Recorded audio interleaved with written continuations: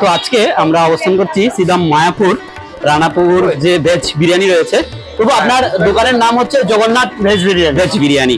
তো জগন্নাথ ভেজ বিরিয়ানি চালু করার পর এত এত জনপ্রিয়তা, এত এত ভাইরাল, মানুষের ভালোবাসা, এই সম্পূর্ণ বিষয়গুলোকে আপনি কিভাবে উপভোগ করছেন, কিভাবে দেখছেন? প্রচন্ড ভালোবাসা পেয়েছি মানুষের। একটু আগে ধরো এই হাঁড়িটা, আচ্ছা কত মিনিট হলো? 15 মিনিট হয়েছে, 15 মিনিট হলো আচ্ছা খুললাম। সমস্ত কাস্টমাররা অন্ধকার, এখন তো ইলেকট্রিক এলো, টর্চ, মোবাইলের টর্চ জেলে নিজেরাই বিরিয়ানি প্যাকিং করলেন, আমরা প্যাকিং করে দিলাম, টর্চ জেলে প্যাকিং করলো। তাই কতটা ভালোবাসা আছে অন্ধকারের মধ্যে দিয়েও। এরা মোমবাতি দেখুন এখনো পড়ে আছে, মোমবাতি জ্বালে অন্ধকারে গরমের মধ্যেও খাওয়া দাওয়া করছিল। এই যে কত লোকে বলে না যে একদম খাওয়া যায় না, অখাদ্য বা যে হ্যাঁ একদম অখাদ্য কিনা রিভিউ এখান থেকে নিলে ভালো হবে আমার মনে হয়। একদম একদম একদম কতটা অখাদ্য ওরা বলবে। আর প্রভু, এই ধরনের ভাইরাল হওয়ার পর যাদের জনপ্রিয়তা তুঙ্গে উঠে যায়, তাদের এই জনপ্রিয়তা ধরে রাখার জন্য তাদের কি করণীয় থাকতে পারে যাতে সেটি ভাটা না পড়ে জনপ্রিয়তায়? কথা বলতে বলতে ব্লগারদের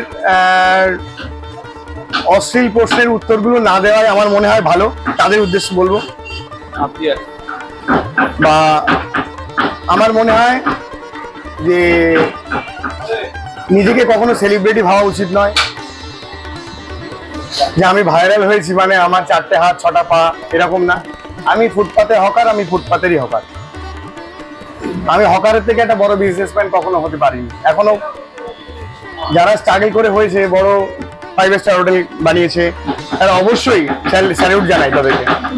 স্ট্রাগল অবশ্যই প্রত্যেকটা মানুষের প্রয়োজন, কিন্তু অহংকারটা খুব খারাপ জিনিস। আচ্ছা, একটা কিছু ভাবা উচিত নয় নিজেকে, তাই তো? কখনোই না। এত এত আমিষের ভিড়ে 80 টাকায় চিকেন বিরিয়ানি, মাটন বিরিয়ানি 100 টাকায়, এত কিছু ফেলে মানুষ কেন নিরামিষের দিকে দাবিত হবে? এর সাইন্টিফিক কারণ এবং আধ্যাত্মিকতা কি রয়েছে?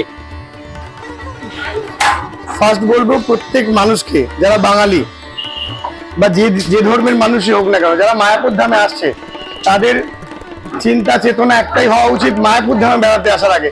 দেখো, আমি দীঘায় যাচ্ছি বা পুরীতে যাচ্ছি, হাফ প্যান্ট পরে সমুদ্রে স্নান করছি, সেটা ম্যাটার করে না, সেটা ম্যাটার করছে না। কিন্তু মায়াপুর ধামে আসছি, এইটুকু মহাপ্রভুর ধামে আসার সময় মানুষের চিন্তা চেতনা এরকম হওয়া উচিত যে মায়াপুর ধামে যাচ্ছি যে অন্তত ভগবানের প্রসাদ খাওয়া মন্দিরে গিয়ে। এই চেতনাটা মানুষের থাকা উচিত। এখানে এসে আমার সঙ্গে হয়তো অনেকের কথোপকথন হয়ে যায়, এসে যখন বলে দাদা ভেজ খাবার, চিকেন মাটন নেই, আমার খারাপ লাগে যে আপনি এসছেন তো মহাপ্রভুর ধামে, একটা দিন নিরামিষ খেলেন, মারা তো যাবেন না। এখানে লক্ষ লক্ষ মানুষ আসছে, ভেজ খাওয়ার মানুষ আছে বা আমরা বসবাস করছি, তো এই চেতনাটা থাকা উচিত যে না, মায়াপুর যাবো একটু ভগবানের প্রসাদ পাবো মন্দিরে গিয়ে। মায়াপুরে তো হাজারো মন্দির, নবদ্বীপে হাজারো মন্দির, যে মন্দিরেই যাই না কেন একটু প্রসাদ পাবো, তাই না? যার জন্য আমি এইটুকু বলবো, মায়াপুরে আসলে মেন্টাল প্রিপেয়ার্ড হওয়া উচিত। বাচ্চাকেও শেখানো উচিত যে চলো ওখানে গিয়ে প্রসাদ পাবো, ওখানে ভগবান আছেন, ওটা ভগবানের জন্মস্থান। এইটুকু অন্তত আমাদের প্রিপেয়ার্ড হয়ে মায়াপুরে আসা উচিত।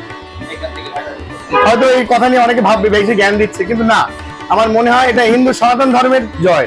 আচ্ছা, আমরা যদি এটা মনে করি, আমাদের অন্য কেউ যেন আমাদেরকে কালিমালিপ্ত না করতে পারে। সবসময় নিজের জায়গাটা ঠিক রাখতে হবে। ধামে এসে অন্তত সবাইকে সতর্ক থাকা উচিত এবং ভগবানের প্রসাদ গ্রহণ করা উচিত। একদম একদম একদম। ধামের বিকল্প কিছু নেই। আচ্ছা।